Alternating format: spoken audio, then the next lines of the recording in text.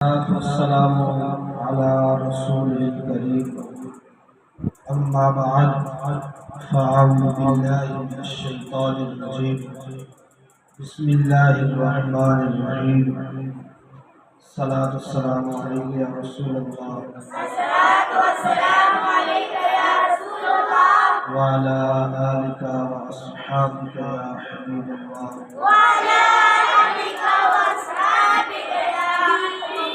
الصلاة والسلام عليك يا نبي الله وعلى آلك وأصحابك يا نور الله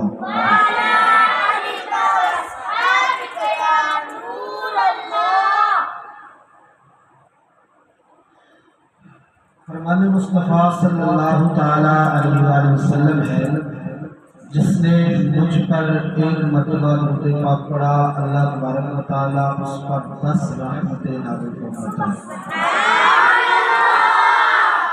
صلو علی الحبیب صلی اللہ علیہ محمد صلی اللہ علیہ وسلم۔ کہتے ہیں کہ ایک بوڑھی عورت تھی،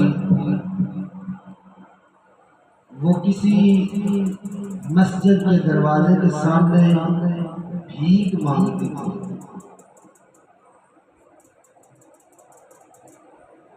تو کسی شخص نے اس بوڑھی عورت سے پوچھا کہ اما جان، آپ یہ بھیک کیوں مانگتی ہیں؟ آپ کا کمانے والا نہیں ہے، آپ کا شور نہیں ہے۔ اس بوڑھی عورت نے جواب دیا کہ میرے شور کا انتقال ہو گیا۔ تو وہ جو حضرت تھے انہوں نے پوچھا کہ آپ کا بیٹا کوئی نہیں؟ تو وہ کہنے لگی کہ ایک بیٹا ہے، لیکن وہ ہے بیرون ممالک میں۔ جب اس کو ہم باہر بھیجنے لگے تو میرے پاس جو اخراجات تھے وہ سارے میں نے اس پر خرچ کر دیے۔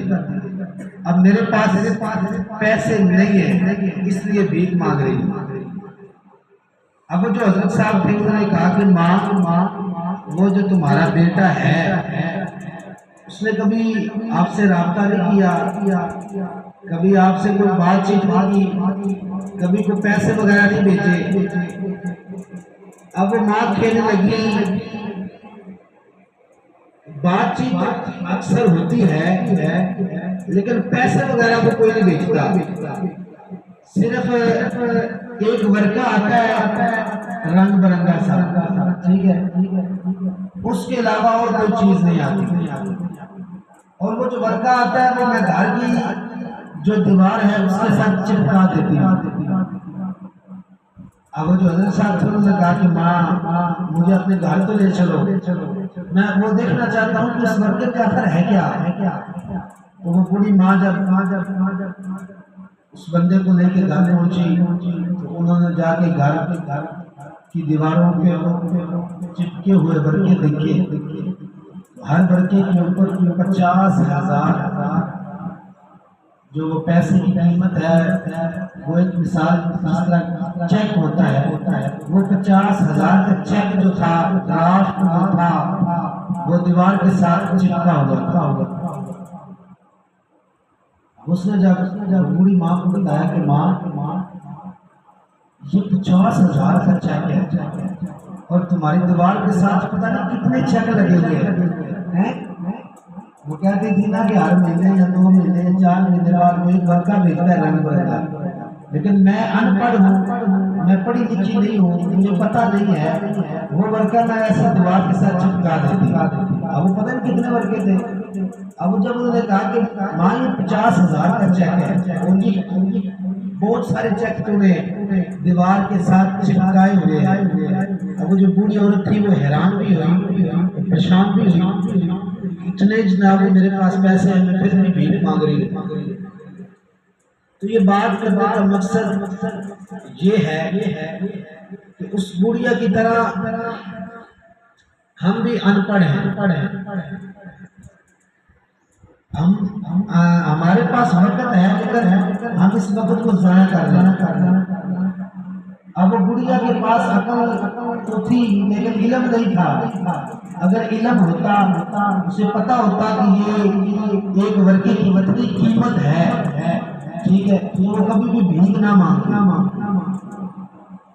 اس کا یہ جو بھیک مانگنے میں وقت ضائع ہوا ہے، یہ وقت ضائع نہ ہوتا۔ ہم کیا کرتے ہیں، ہم نے قرآن مجید گھر میں رکھا ہے، وہ رکھا صرف ہاتھ میں پکڑنے کے لیے، چومنے کے لیے، منہ کے ساتھ لگانے کے لیے، اور پھر رکھ دیتے۔ ہم پڑھتے نہیں، اگر پڑھیں بھی تو توجہ نہیں کرتے، ٹھیک ہے۔ تو ہمیں چاہیے کہ یہ جو وقت ہمیں ملا ہے، اس وقت سے فائدہ اٹھایا جائے۔ فائدہ تبھی اٹھے گا جب آپ جلدی اپنے اس امتحان کو پاس کریں گے۔ ابھی جتنے آپ بیٹھے ہیں یہ سارے امتحان کے اندر ہے، ٹھیک ہے۔ آپ نے کوئی بھی اس امتحان سے بھی پاس نہیں ہوا، آپ کوشش کیا کریں کہ یار یہ جو میرا امتحان ہے میں جلدی سے پاس ہوں اور میں اگلے امتحان کی طرف بڑھوں۔ کہیں ایسا نہ ہو کہ اس گڑیا کی طرح میں بھی ان پڑھ رہ جاؤں، تو کوئی اس طرح کا مسئلہ میرے ساتھ درپیش ہو اور میں اس سے لا علم رہوں، مجھے اس چیز کا علم ہی نہ ہو کہ یہ کیا چیز ہے اور میں نے اس کے ساتھ کرنا کیا ہے۔ برائے کرم یہ جو ابھی ہمارے پاس وقت ہے، اس وقت کی ہم نے قدر بھی کرنی ہے اور اس امتحان کو ہم نے جلد از جلد پاس بھی کریں گے نا انشاءاللہ۔ دو چار ہیں جو چاہتے ہیں کہ اس امتحان کو میں جلدی پاس کروں، ٹھیک ہے۔ یہ واقعہ کچھ ٹائم پہلے بھی میں نے سنایا تھا، شاید آپ کو یاد ہو، کئیوں کو یاد ہوگا، کئیوں کو نہیں ہوگا۔ جن کو یاد ہوگا ہم نے اس کی طرف غور نہیں کیا، تو برائے کرم اس کی طرف غور کیا کرے۔ وہ گڑیا اس کے پاس اتنی رقم، اتنی وہ مالدار، اس کے باوجود وہ بھیک مانگتی رہی۔ آخر کیوں؟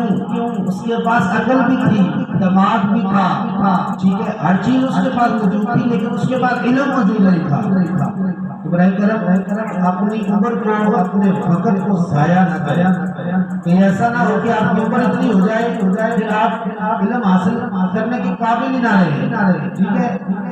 ہر ایک چیز کا ایک وقت ہوتا ہے نا، اس وقت سے وہ ہٹ جائے تو پھر اس کا وہ فائدہ نہیں ہوتا، اگر وہ حاصل ہو بھی جائے پھر اس کا وہ فائدہ نہیں ہوتا، ٹھیک ہے۔ ابھی آپ علم حاصل کریں گے، ٹھیک ہے، عالم دین بنیں گے تو آپ بیان کرنے کے، تقریر کرنے کے قابل ہوں گے تو لوگ آپ سے ٹائم مانگیں گے کہ حضرت صاحب ہمیں ٹائم دے دیں، محفل کروانی ہے، آپ کا ہم نے بیان رکھنا ہے، یہ وہ۔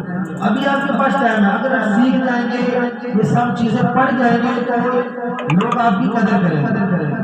اس کے برعکس اگر آپ بڑھاپے میں چلے جاتے ہیں، اس وقت آپ کو شوق ہوتا ہے کہ یار میں علم حاصل کروں، علم تو آپ اس وقت بھی حاصل کر لو گے، لیکن اس کا وہ مزہ نہیں رہتا، اس کا وہ فائدہ آپ کو نہیں ہوگا۔ فائدہ تو قبر میں تو اس کا ہوگا ہی ہوگا، لیکن دنیا کے اندر اس کا وہ فائدہ نہیں ہوگا جو آپ کو ابھی جوانی کے اندر فائدہ ہوگا، ٹھیک ہے۔ تو برائے کرم اپنے اس وقت کو ضائع ہم نے نہیں کرنا، اس امتحان کو ہم نے جلد از جلد پاس کرنا۔ اللہ تبارک و تعالیٰ کی بارگاہ میں دعا ہے کہ جو کچھ ہم نے سنا اس کو یاد رکھ کر اس پر عمل کرنے کی توفیق عطا فرمائے، آمین بجاہ النبی الامین صلی اللہ تعالی علیہ وآلہ وسلم۔